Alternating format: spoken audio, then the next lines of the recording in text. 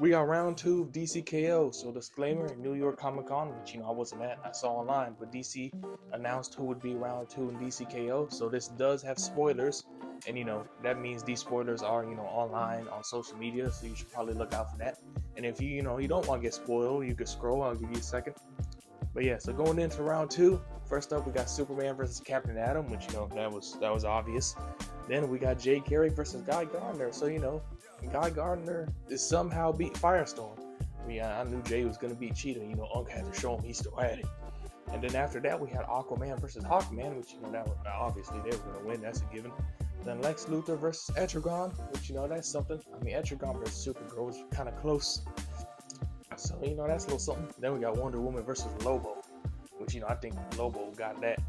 But that shows Lobo beat Plastic Man, which I had a feeling he would, because although they're both super OP, I think Lobo's more skilled and faster and probably more experienced.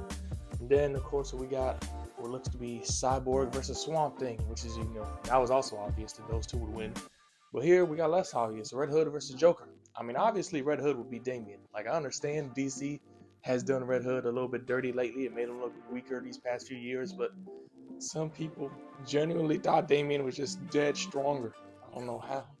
But yeah, reasonably, Joker should lose to Star Sapphire, but I obviously knew that if they put Joker that close, they were going to have him win. And hopefully Red Hood gets to pack him up. Obviously, he'll be revived for the tournament, but it would be cathartic for Red Hood to, get there. And then, next up, y'all guys remember Harley versus Metamorpho? Yeah, so Harley won. Yeah, somehow. So next up we got Zatanna versus Harley. And she better not beat Zatanna.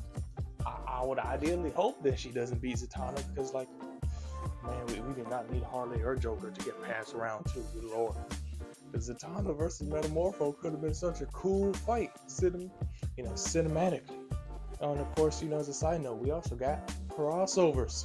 We got Sub-Zero, Annabelle, Homelander, Vampirella, I think that is. All sorts of these crossovers come to DCKO, so that's a little something too.